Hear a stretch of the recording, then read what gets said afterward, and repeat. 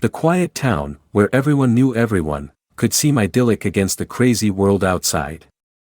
Every morning began the same way, with the first rays of sunlight stretching over the roofs of the houses, and the sounds of merchants opening their doors and the first passers-by appearing in the streets. But beneath this apparent calmness there was a shadow lurking at every corner, in every glance. There was no noise in this place, no overt violence, but something far more dangerous, an implicit but all-encompassing hatred that grew daily, and one day it found a face. 16-year-old Kyra, a black girl with a disability, had never felt this city as her home. She didn't know exactly when this shadow began, but it was always with her. No matter how much she smiled, how much she helped, how many times she reached out her hand, people here couldn't forget who she was.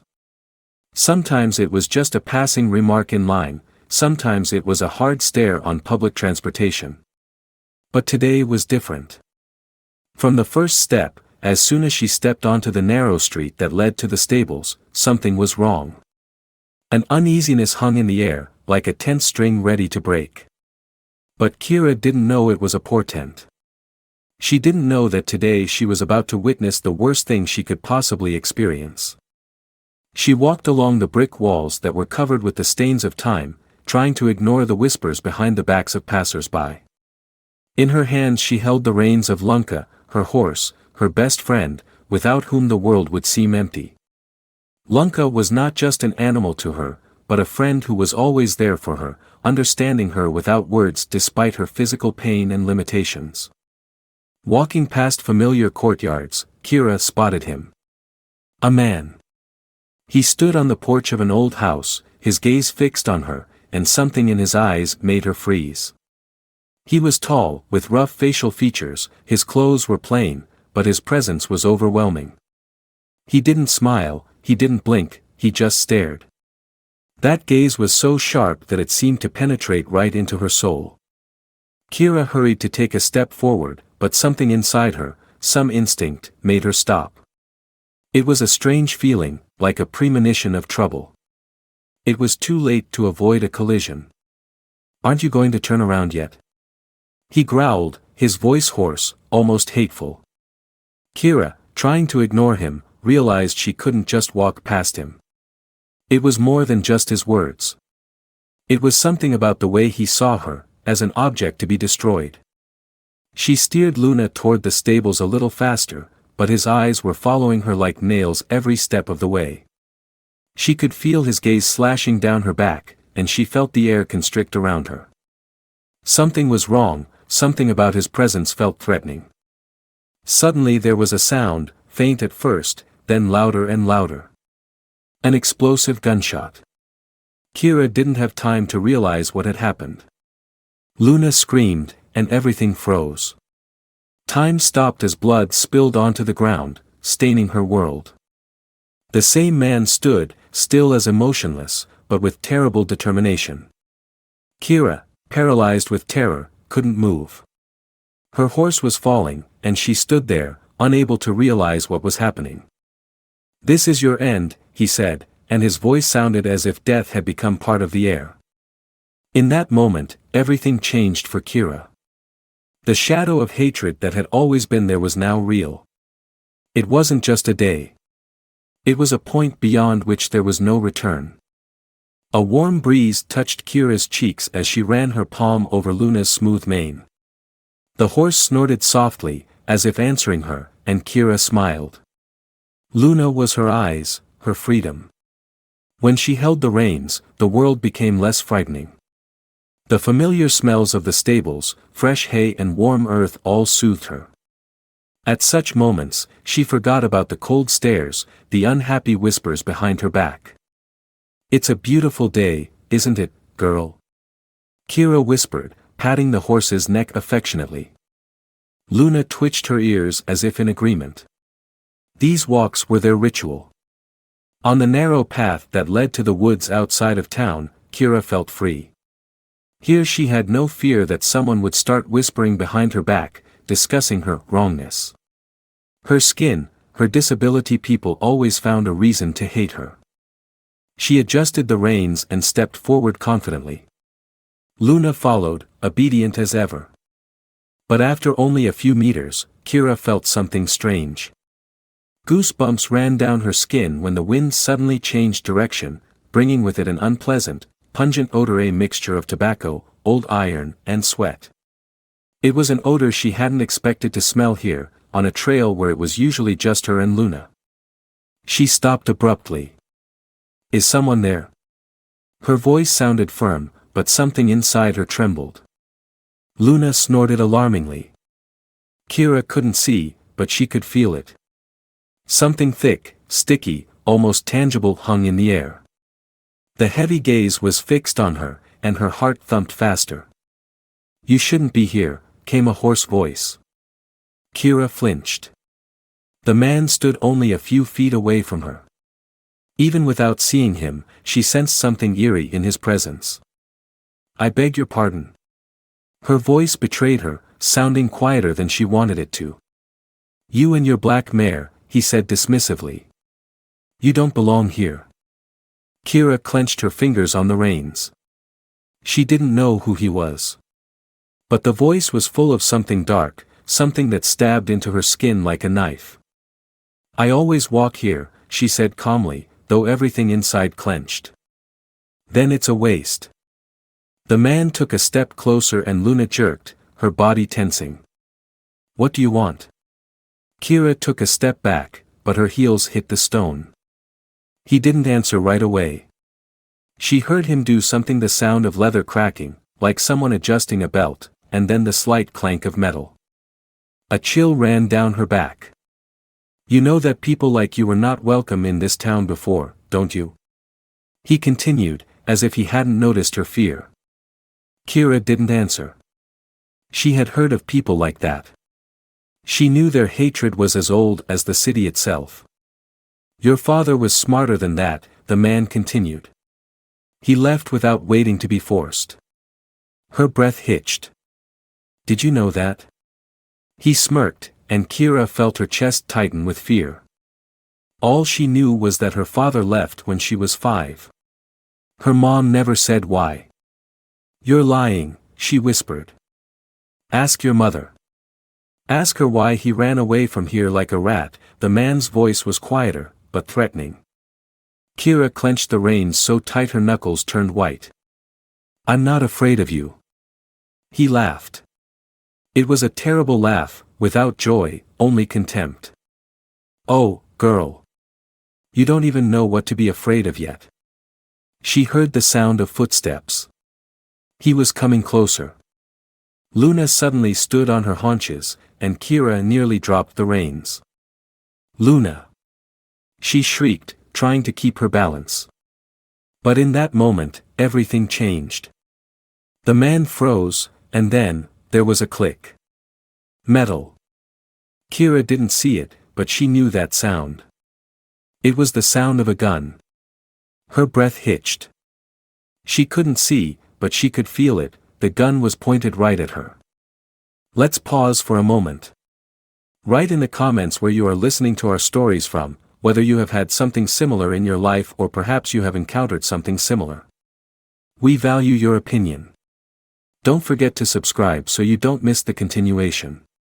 And now we continue. The fingers on the trigger trembled not from fear, but from impatience. He stood with his legs slightly apart, staring at the girl and her ugly mare. His nostrils flared, his heart pounded in a frantic rhythm. This abomination stood before him, breathing the same air as him. Everything about her irritated him, skin, voice, even the fact that she existed. He hated people like her.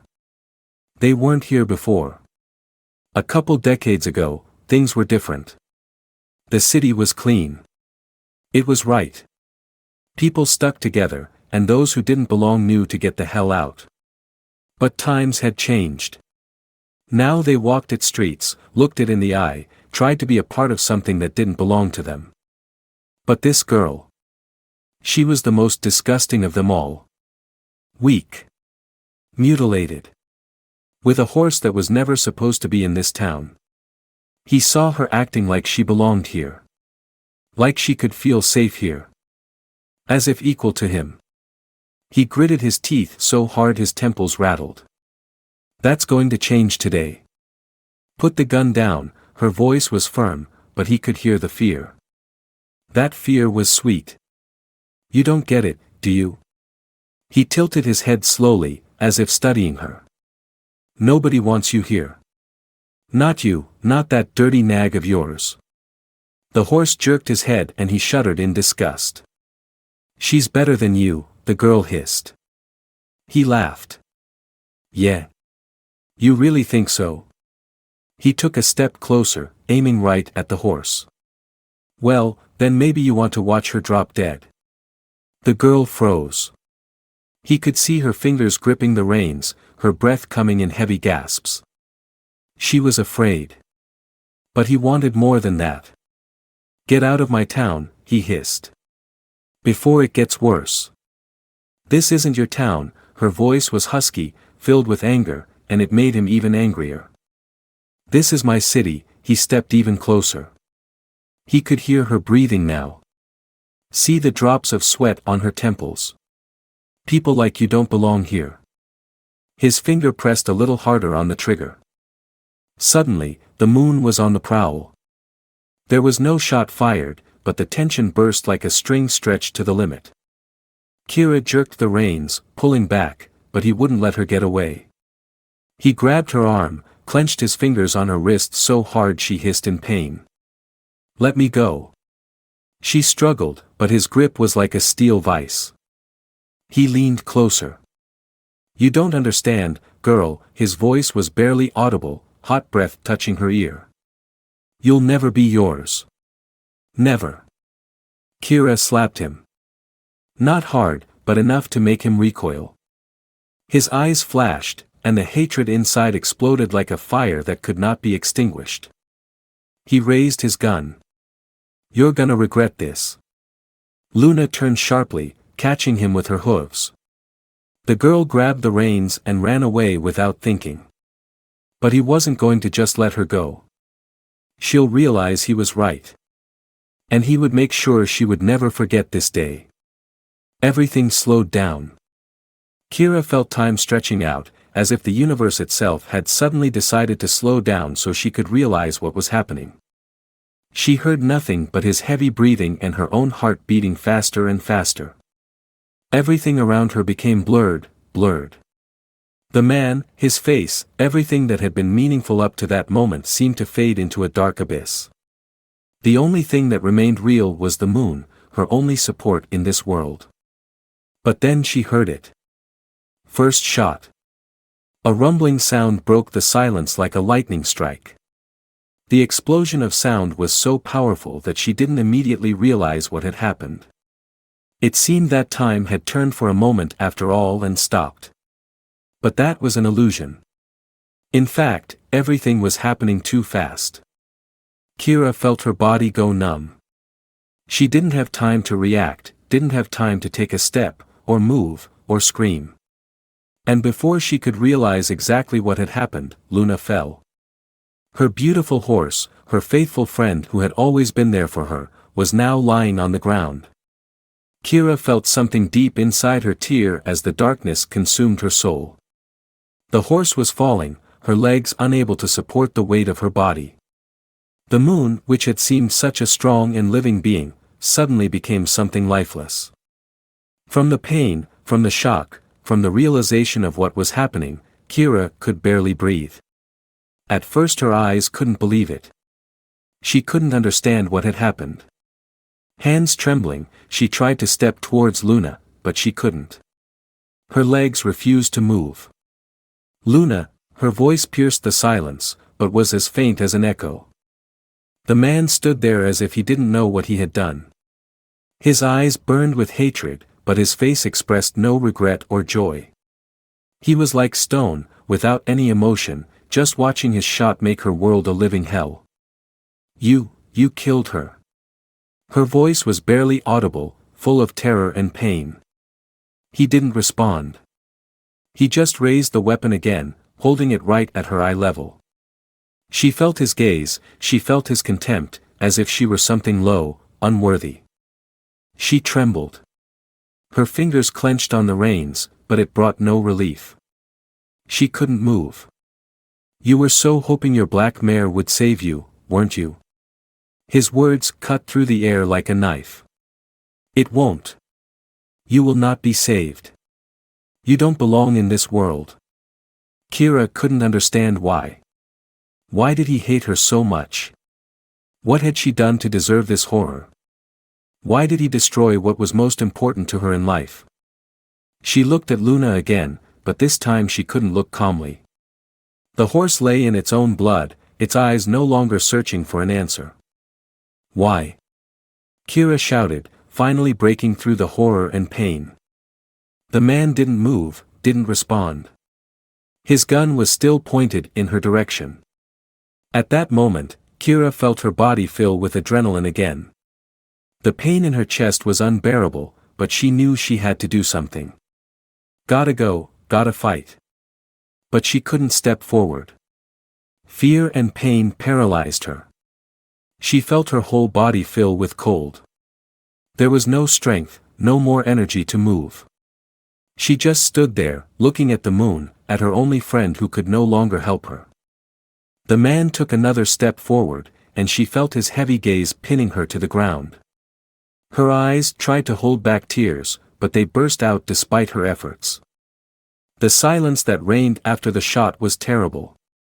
There was nothing holy in it, nothing pure. It was filled with cruelty and betrayal. Everything Kira had ever known vanished in that moment, like smoke, vanished with her moon. This world was no longer her world. Kira stood stiffly, as if she couldn't believe what had just happened. Her eyes stared at Luna lying in blood, her beautiful body writhing in an agonizing pose. Everything around her darkened. It was as if the world had melted away, and all that was left was the horror that clutched her heart and tore it to shreds. The horse, her faithful friend, could not move. The wound was fatal. Slowly, with each passing second, blood rushed out, tangling the ground around her. Kira couldn't believe it. She couldn't. It was impossible. This can't be true, she thought, clenching her teeth, trying to keep from crying out in pain. She felt her body shrink as the air around her became too thick for her to breathe. The moon was all she had. Everything she knew, loved, and found her strength in. The horse was her eyes, her opportunity to see a world that was hidden to her. Luna was the one who lifted her spirits in her darkest moments, who understood her despite all the obstacles and injustices. But now all of that was crumbling. No, her voice was barely audible, as if she was afraid to say the words, afraid they would be real. She took a step forward. A weak, tentative step.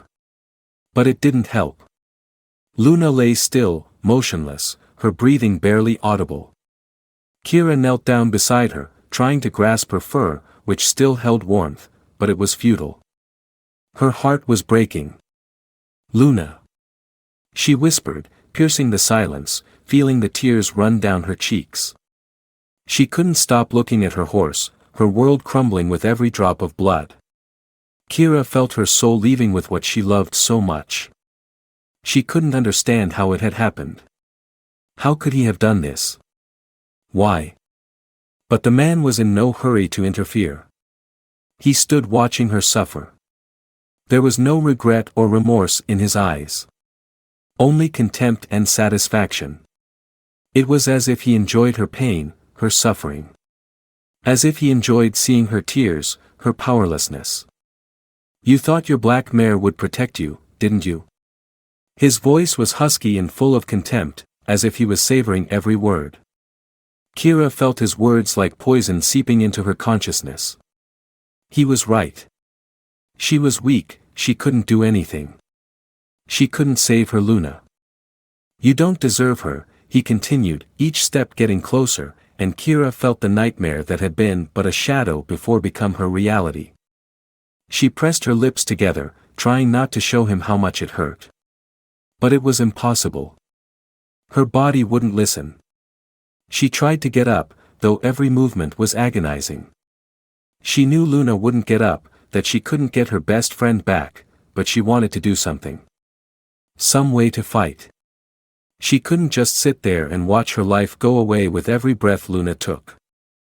The man stopped beside her, his gaze still as cold as ever. He looked at her as if she were a scoundrel, a creature who shouldn't be in this world. Do you think your blood matters? That your life matters? His voice was quiet, but penetrating, like the point of a knife stabbing into his chest. Your tears are nothing. You and your horse are all just dirt that has no right to exist. Kira looked at him hatefully, but she couldn't hold back her tears. She could feel everything crumbling inside her. Every drop of tear, every thought was unbearable. Luna was dead. It was impossible to believe it anymore, but it was true. Everything she loved was destroyed. And in that moment, standing in front of her, this man was the one who had delivered the final blow. He was the cause of her pain, the cause of her death. Kira clenched her hands into fists, but realized there was no turning back. All she could do was get through this moment and move on, despite all the dark emptiness inside her. But in that moment, before the world completely consumed her, she promised herself one thing: she would never forget this day. The silence around him was oppressive. It wasn't just the sound of emptiness, it was filled with fear, pain, and hopelessness. Kira sat on her knees, her body broken, and even the air seemed heavy and hard to breathe. Luna, her only joy and support, lay in her own blood. It was impossible to take her eyes off her body. She couldn't move, couldn't speak a word, couldn't even scream in pain. Every breath, every glance at the dead horse deepened her suffering. The world seemed to collapse, and the last drop of strength was draining from her. But he never tired of looking. The man didn't move. His gaze was cold, and there was not a shred of compassion in it. He stood still, watching her suffering as if it were something insignificant. He watched her eyes fill with tears, and those tears, in his opinion, meant nothing. They only added to his anger. He saw her body trembling, her fingers trying to find support on the ground but failing to find it. He saw her weakness, her agony, and it only made him feel more superior. Kira couldn't believe that this man continued to stand by her side, never leaving, never stopping to stare. He was the living embodiment of what she had always feared. He was what she hated but couldn't defeat. Every look he gave her was like a blow. He looked at her like an animal, like nothing, and his eyes pierced through her. He savored this moment.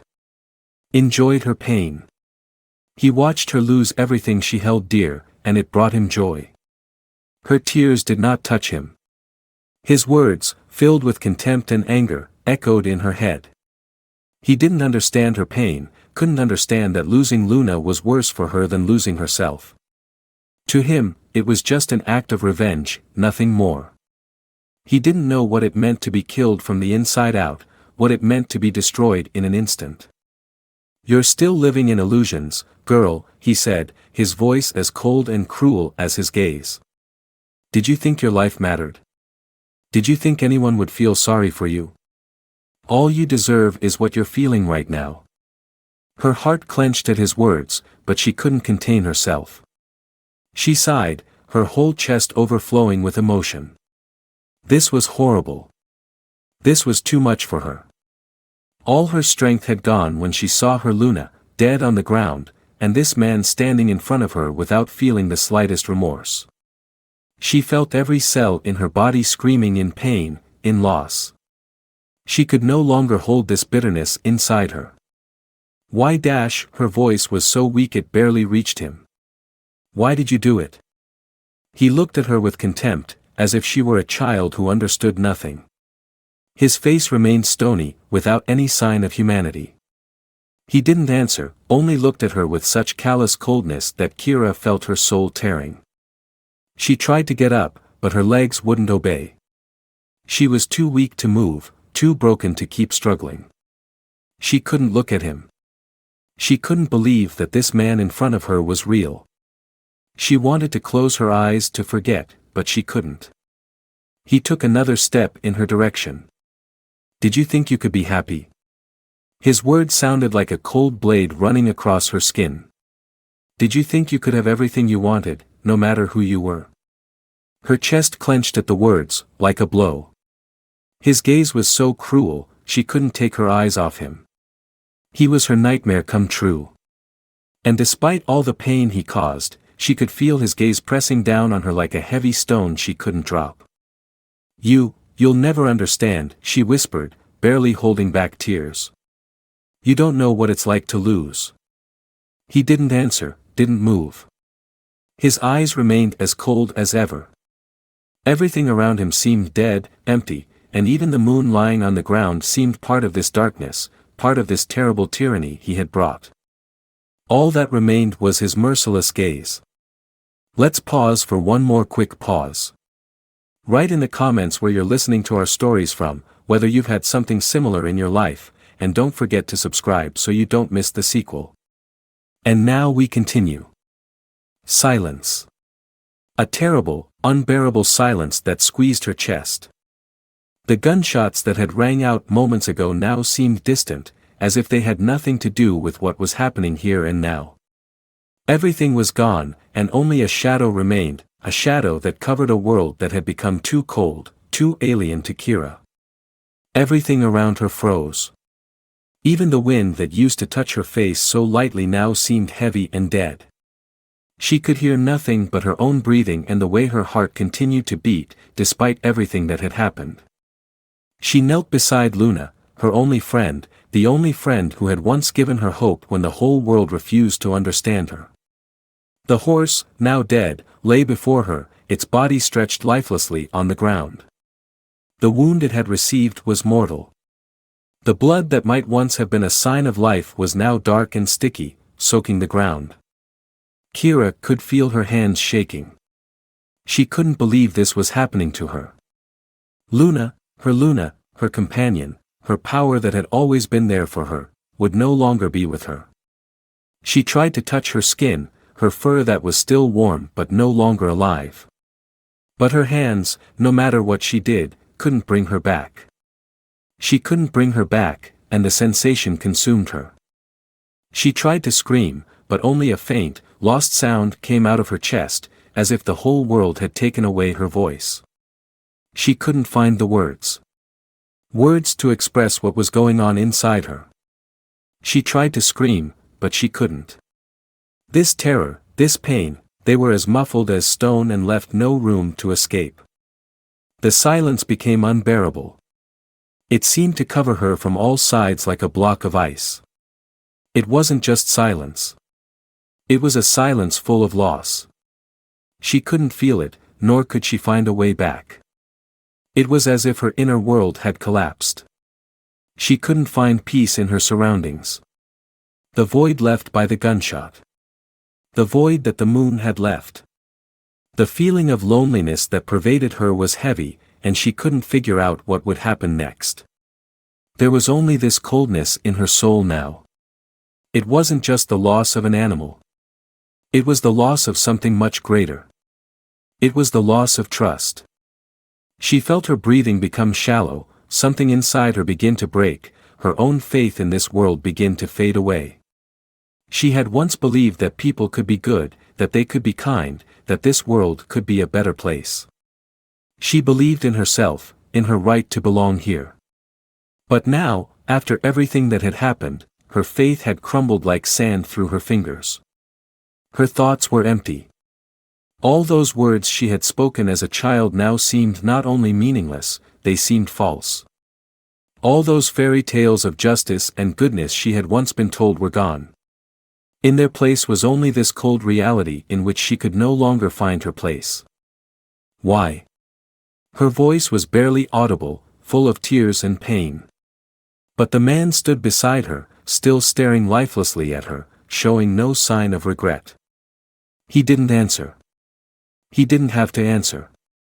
He was the one who caused it. His contempt, his hatred, his eyes full of evil. They penetrated her, they pressed on her soul. They made her feel dirty, unwanted. His gaze was like a poison that poisoned her, prevented her from breathing, prevented her from seeing the future. He was the living embodiment of everything she feared in this world. He was the cause of her fear, and now he was the cause of her despair. Kira felt the tears begin to stream down her face again. But they weren't just tears of pain anymore. They were tears for everything she'd lost, for everything she couldn't get back. She couldn't get Luna back. She couldn't get her faith in people back. Everything was shattered.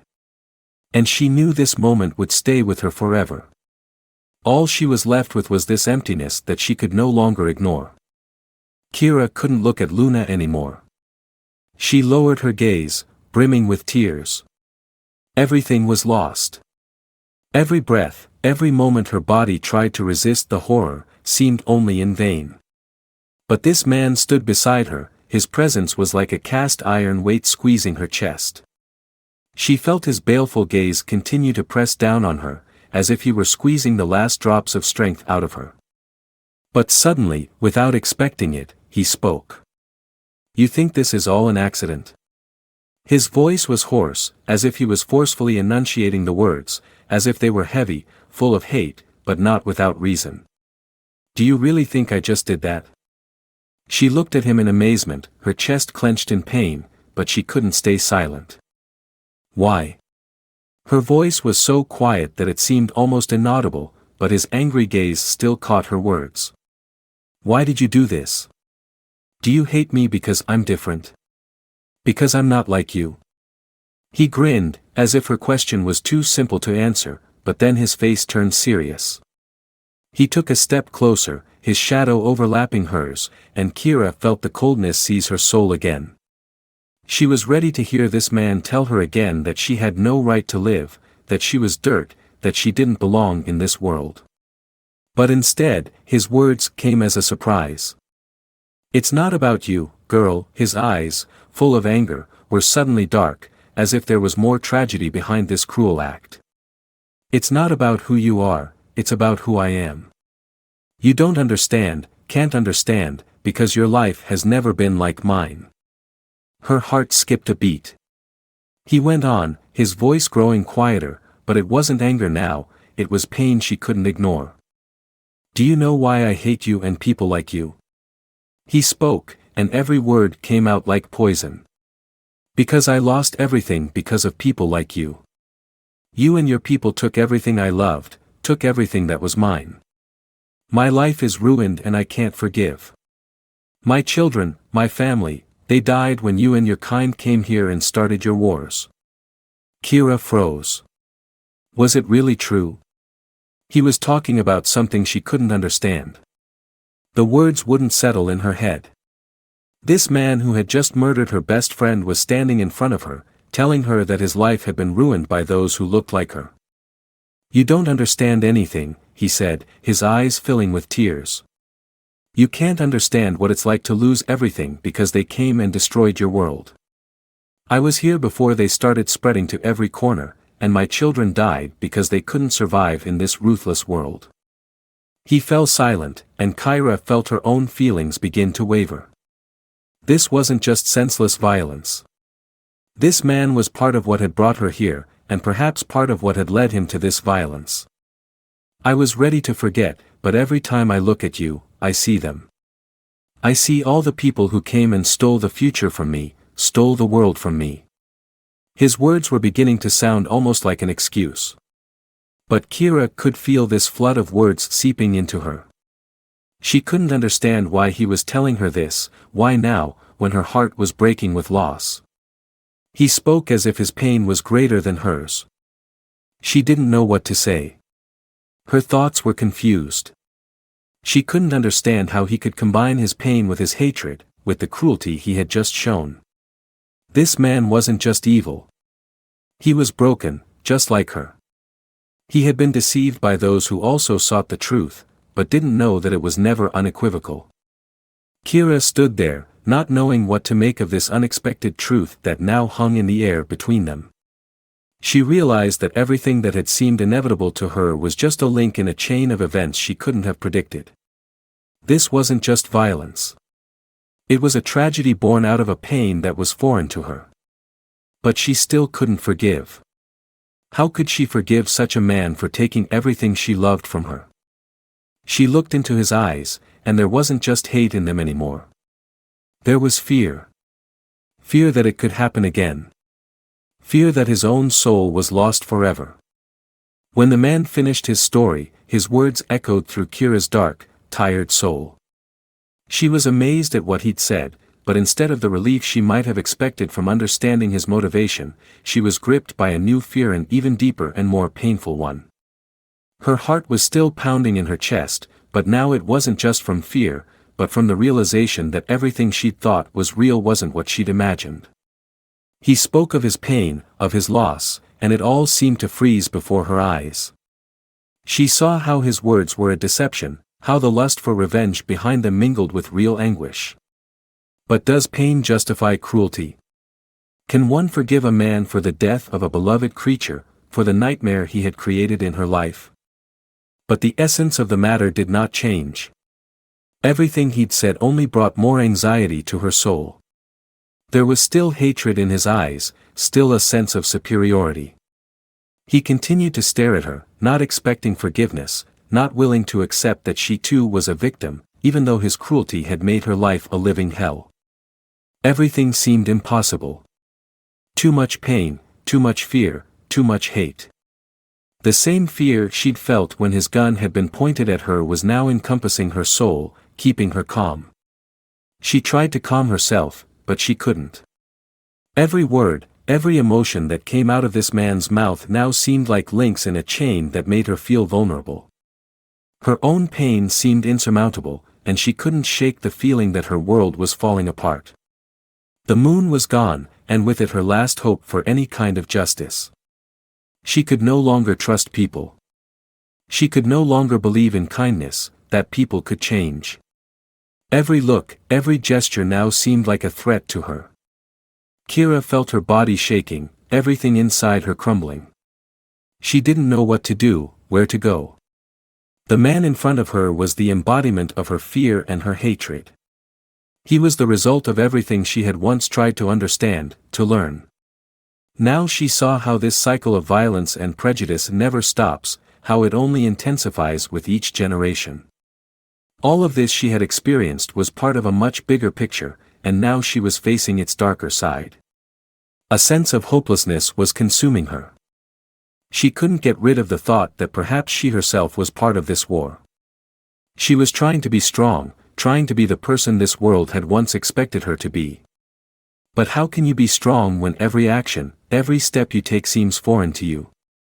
When you realize that you are not just a victim of cruelty, but part of an endless cycle of hate and fear? Kira saw herself in his eyes. She saw there not just a reflection of what had made her this way, but of all her doubts, all her struggles. Every step she'd taken, every choice she'd made, had led her to this moment. Not to the victory she dreamed of, but to this shattered reality. This weight, a weight she couldn't shake off, was now her own. Her torment became more and more unbearable. Every movement, every day was now a struggle not only with him and with this cruel world, but with herself. With the fact that she had become part of this war. Everything was one long, hopeless step. She didn't know if she could survive another day, another minute in this hell.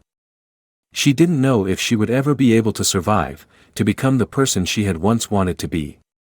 She felt her own soul drying up under the weight of fear and hate. Why should I live? This question arose in her mind. She couldn't find an answer. Kira lifted her head, her eyes met his gaze, and she saw more than just racism and hatred in it. She saw how that hatred filled him completely, how it was tearing him from the inside out as much as it was tearing her. He was the shadow that consumed everything she loved, and now that shadow stretched over her life. She felt that the only fight that mattered was the fight for her own soul. But was there anything to it but pain and fear? Kira sat on the ground, Luna lying in front of her, her last friend, her comfort, her support. Emptiness still resounded in her chest, like a stretching, boundless abyss. The world she had once known had shattered. She couldn't believe that this day had become her reality, that this nightmare was not a dream but the brutal truth.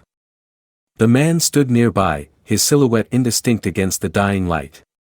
He continued to stare at her, but now his gaze no longer seemed so threatening. Was there regret in his eyes? I don't know. Kira could no longer understand exactly what the man was feeling. But she did know one thing for sure: she could no longer allow herself to be a part of this world of fear and hatred. Tears dried on her cheeks, and though her body was struggling against this inner cold that was consuming her, something in her soul began to change. In that second when she lost everything, when her world crumbled, Kira felt a strange power. She didn't know where it came from, but she felt it. It wasn't victory, it wasn't even revenge. It was determination. A determination not to let the tragedy that had happened be the end of her. She looked up, meeting the empty space in front of her. A world where she could no longer trust anyone, a world where every step was filled with threat, was now her enemy. But she had made up her mind: she would not be a part of it.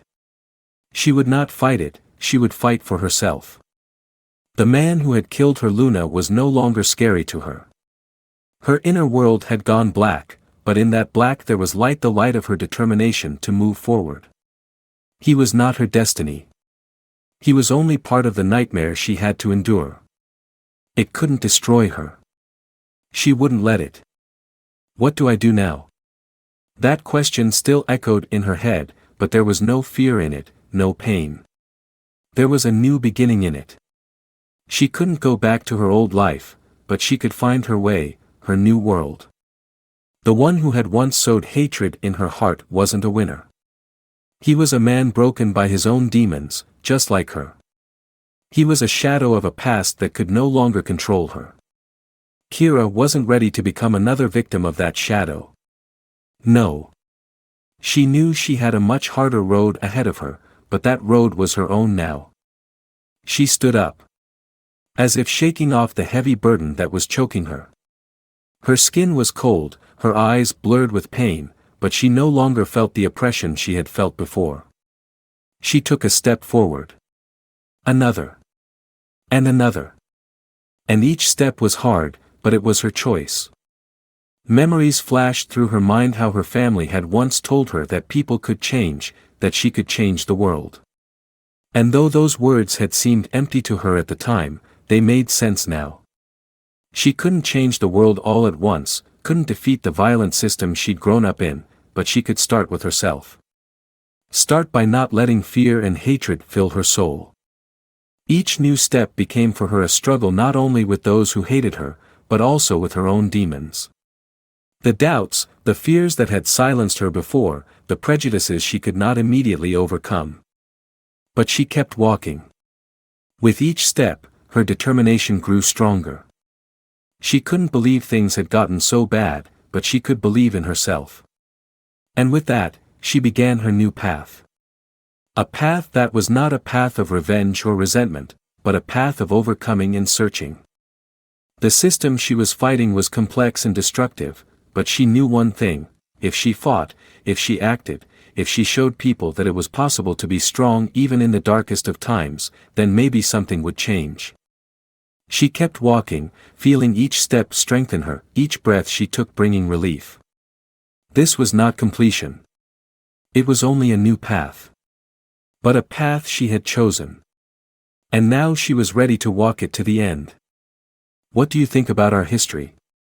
Have you had any incidents of racism in your life that you have had to deal with? We really value your opinion, and every comment is incredibly important to us. Share your thoughts, and if you enjoyed the story, don't forget to like and subscribe so you don't miss new narratives. Have a great day. Write the phrase, "going my way," in the comments so we can know you've listened to the end.